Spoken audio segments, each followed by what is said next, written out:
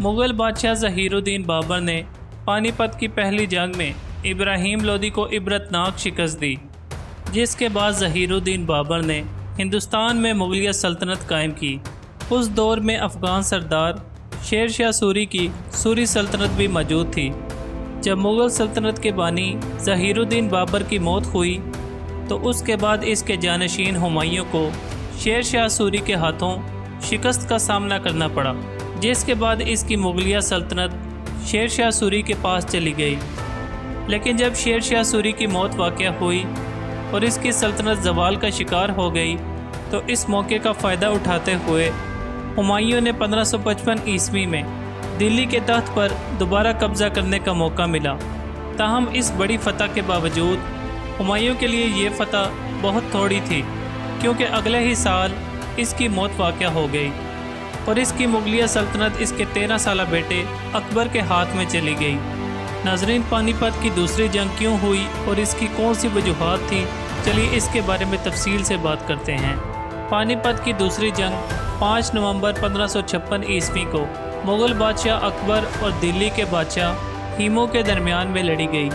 इस जंग से पहले हीमू ने चंद हफ्ते कबल दिल्ली की लड़ाई में बेगहान के मातहत मुग़ल अफवाज को शिकस्त देकर दिल्ली और आगरा को फ़तह किया था, जिसके बाद इसे दिल्ली के पुराने किले में राजा विक्रमादित्य का ताज भी पहनाया गया।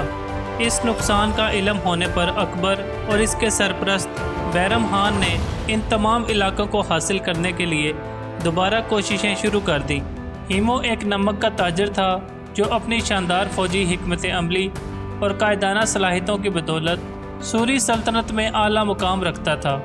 इसने मुग़लों को शिकस्त दी और दिल्ली को अपना दारुल हुकूमत बनाया।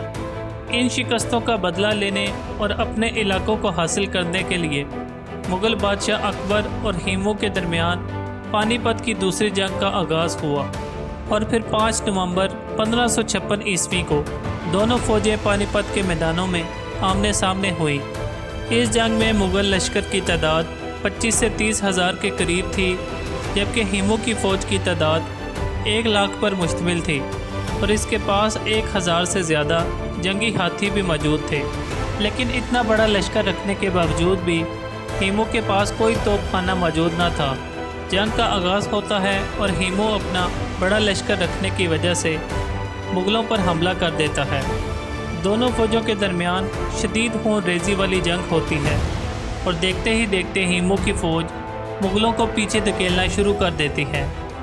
मगर उसी वक्त बैरम खान ने एक ज़बरदस्त चाल चली और अपने अकब से घुड़सवारों की बदौलत हीमू के लश्कर पर हमला कर दिया।